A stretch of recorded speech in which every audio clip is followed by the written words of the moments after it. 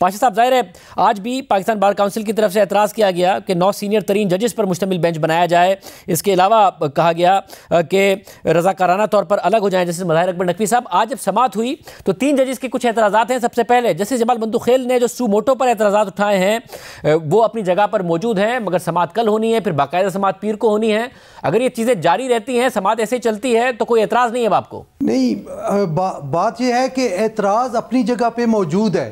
دیکھیں، بار نے جب بھی کسی بینچ کی فارمیشن پہ کوئی اعتراض کیا تو خدا نخواستہ ہم جناب چیف جسٹس صاحب کے اختیار کو چیلنج نہیں کرتے. ہم اس ادارے کی بقا کے لیے، اس ادارے کی سلامتی کے لیے اور اس ادارے کی عزت اور توقیر کے لیے ہم اس قسم کا مطالبہ کرتے ہیں. آپ دیکھیں کہ ماضی قریب میں ایک صوبائی اسمبلی کا کیس تھا، اس میں 5 ممبرز بینچ تھا. ہم سب پیش ہوئے اور اس میں سپریم کورٹ کے 5 سابق صدور بھی شامل تھے، اور ہم نے جوائنٹلی ریکویسٹ کی تھی کہ محترم چیف جسٹس صاحب آپ اس طرح کریں کہ فل بینچ بنا دیں اور فل بینچ فیصلہ کریں تاکہ کسی کو اعتراض نہ ہو. تو آپ نے دیکھا کہ وہ 3-2 کی ریشو سے وہ فیصلہ آیا اور وہ ابھی تک بھی متنازع ہے. تو سعودی صاحب، جو جسٹس مندوخیل صاحب نے اعتراضات اٹھائے سو موٹو پر، اس کے علاوہ جس طریقے سے سو موٹو لیا گیا، CCPO کا کیس تھا اور پھر موزی چیف جسٹس کو کہہ دیا گیا، اور پھر جو 3 ججز ہیں انکلوڈنگ چیف جسٹس، انہوں نے کہا آپ تو اپنا مائنڈ بتا چکے ہیں، 10A کی خلاف ورزی ہوگی، یہ درست اعتراضات آج آپ کے خیال میں اٹھائے گئے؟ جی دیکھیں، ایک میں سمجھتا ہوں کہ جب اس قسم کے یہ آڈیو لیکس ہوئے وغیرہ، اب اس میں کچھ جو لوگ اس میں تھے انہوں نے اس کا اعتراف کیا کہ ہاں ہم شامل تھے، کچھ نے ڈینائی کیا ایٹسیٹرا. بہرحال ایک کنٹروورسی اٹھی. میں سمجھتا ہوں ہمیشہ ایک جوڈیشری میں ہمارا ایک لیگل میکسم ہوتا ہے کہ justice should not only be done but it should be seen to be done, کہ انصاف صرف ہونا نہیں چاہیے بلکہ ہوتا ہوا دکھنا چاہیے. تو اس اصول کے مطابق اگر نقوی صاحب اپنے آپ کو ریکیوز کر لیتے اس کیس سے تو میں نہیں سمجھتا کہ اس میں اتنا کوئی ایشو ہوتا، بلکہ ایک لوگوں کا زیادہ کانفیڈنس، پبلک کا نیچرلی ایک پولیٹیکلی چارج ماحول ہے، لوگوں کا کانفیڈنس جو ہوتا فیصلے پہ، جو بھی فیصلہ آئے گا اس پہ بڑھتا. دوسری بات یہ ہے کہ اگر بینچ کو اگر ویسے ہی ایک فل کورٹ بنا دی جاتی یا 9 سینئر موسٹ ججز کی بینچ بنا دی جاتی تو اس سے بھی سپریم کورٹ میں لوگوں کا اعتماد جو ہے وہ زیادہ ہوتا، کیونکہ بہرحال پچھلے 4-5 سالوں میں یہ ہم دیکھ رہے ہیں کہ بہت آبجیکشنز اٹھتے ہیں کہ تمام جو سیاسی طور پہ جو امپورٹنٹ سینسٹیو کیسز ہوتے ہیں وہ صرف 3 یا 4 یا 5 ججز میں ان کو سنتے ہیں، اور باقی جو جج صاحبان ہیں ان کو رینٹ اپیلوں میں اور اس قسم کی جو نارمل روزمرہ کے کیسز ہیں ان کے لیے ریزرو کیا جاتا ہے. تو نیچرلی اس پہ اب جج صاحبان بھی کھل کے اس پہ اعتراض کر رہے ہیں، پبلک میں بھی یہ آبجیکشن ہے، بار میں بھی آبجیکشن ہے. تو یہ سپریم کورٹ کا ایک نیڈلیس، میں سمجھتا ہوں ایک اون گول ہے، ایک اسٹریٹ فارورڈ لیگل ایشو کو بلا وجہ سیاسی طور پہ متنازع بنا دیا. مگر سعودی صاحب، یہ جو ایبسولوٹ اختیار ہے چیف جسٹس کے پاس بینچ بنانے کا، اسی کو نہیں تبدیل کرنا چاہیے؟ کیونکہ ہر اہم کیس میں اب اعتراض اٹھ رہا ہے. ظاہر ہے ہر اہم کیس کا ایک بڑا بینچ تو نہیں بن سکتا. آپ نے بھی کہا کہ 9 سینئر ترین ہو، مگر وہ چیف جسٹس صاحب نے نہیں کیا، تو پھر اس اختیار کے اوپر کچھ نہ کچھ ہو کہ یہ صرف چیف جسٹس کے پاس نہ ہو. سر دیکھیں، بالکل ہونا چاہیے، اور جج صاحبان یہ فل کورٹ میٹنگز میں بھی کہہ رہے ہیں. جی فل کورٹ میٹنگز میں بھی کئی جج صاحبان نے یہ اٹھایا ہے کہ چیف جسٹس کا یہ جو ثوابدیدی اختیار ہے یہ اس کو ریگولیٹ کرنے کی ضرورت ہے، اس کو سٹرکچر کرنے کی ضرورت ہے. دیکھیں، ضروری نہیں ہے کہ کوئی فل کورٹ بیٹھے، مگر آپ ایک سسٹم بنا دیں کہ اپنا یہ اس نوعیت کے جو کیسز ہیں، اس کیٹیگری کے جو کیسز ہیں، یہ اگلے 3 مہینے یہ 5 ججز سنیں گے، اس کے بعد یہ ججز سنیں گے. روٹیشن سسٹم ڈال دیں، کمپیوٹر کوئی الگوریدم ڈال دیں، ایک رینڈمائز سسٹم ہو. مسئلہ یہ ہوتا ہے کہ جب ایک تاثر بن جاتا ہے، اور میں نے اس چیز کو سٹڈی بھی کیا کہ پچھلے 5 سال میں نے ڈیٹا نکالا کہ جو بھی پولیٹیکلی سینسٹیو کیسز ہیں، اور نیچرلی اس کلاسیفیکیشن پہ ڈیبیٹ ہو سکتی ہے کہ کون سے ہیں، مگر اس کلاسیفیکیشن میں ہم نے یہ دیکھا کہ ایک جج صاحب جو تھے وہ 73 پولیٹیکلی سینسیٹیو کیسز میں وہ موجود تھے بینچ پہ. ایک جج صاحب جو تھے وہ صرف 9 میں تھے.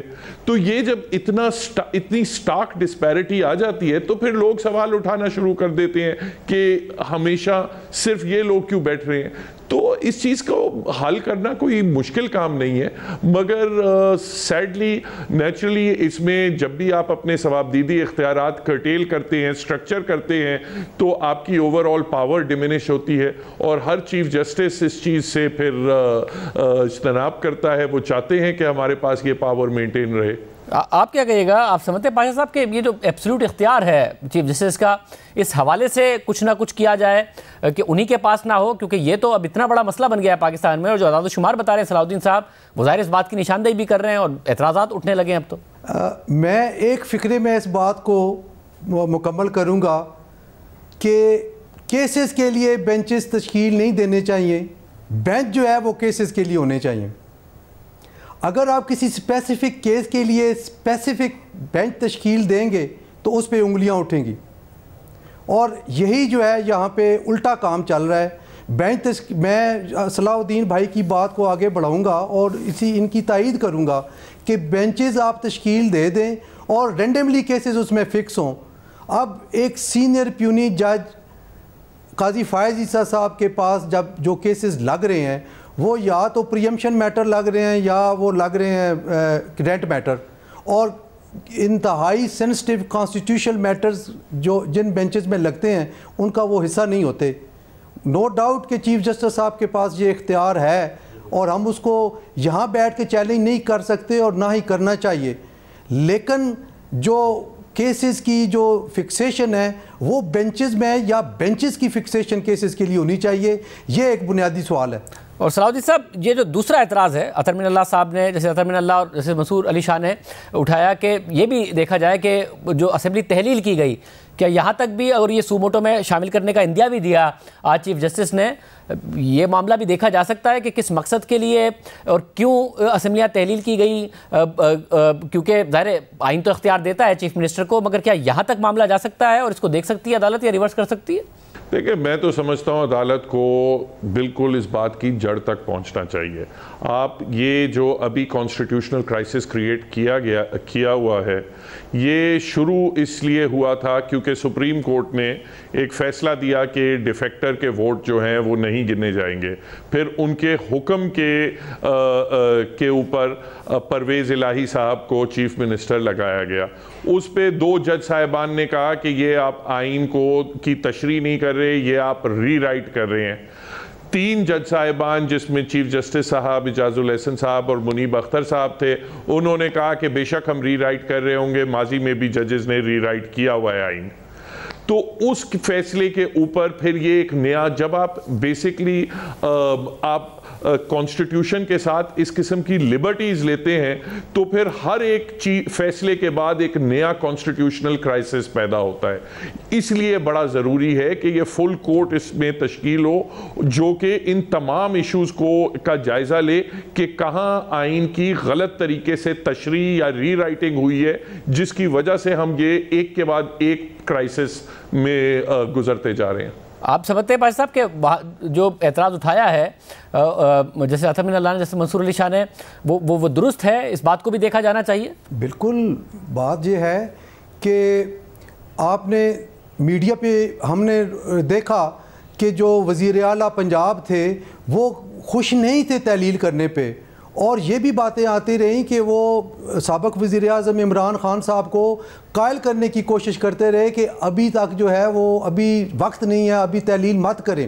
اور بادل ناخواستہ انہوں نے ایڈوائس بھیجی گورنر کو. یہ ساری باتیں ہیں, اور اب تحلیل کرنے کی ایڈوائس بھیجنے کے بعد جو رزلٹ اب آنے شروع ہوئے ہیں وہ آپ کے سامنے ہیں. اب ان کو پی ٹی آئی کا صدر بھی بنایا جا رہا ہے, اور یہ باقی سارے معاملات, سیٹوں کی تقسیم جو ہے وہ پہلے طے کر دی گئی. تو یہ ساری چیزیں نظر آ رہا ہے کہ ول آف دی پیپل کے خلاف یہ بات ہے. ول آف دی پیپل یہ تھی کہ انہوں نے اس اسمبلی کو 5 سال کے لیے منتخب کیا تھا, لیکن عمران خان صاحب جائز مطالبہ تھا یا ناجائز تھا میں اس میں نہیں پڑھتا، لیکن ایک مطالبہ نہ مانے جانے کی صورت میں انہوں نے 2 صوبوں کی اسمبلیاں جو ہے وہ توڑوا دی، اور آج جو ہے وہ ایک ملک پورا جو ہے ایک بحرانی کیفیت میں کا شکار ہو چکا ہے۔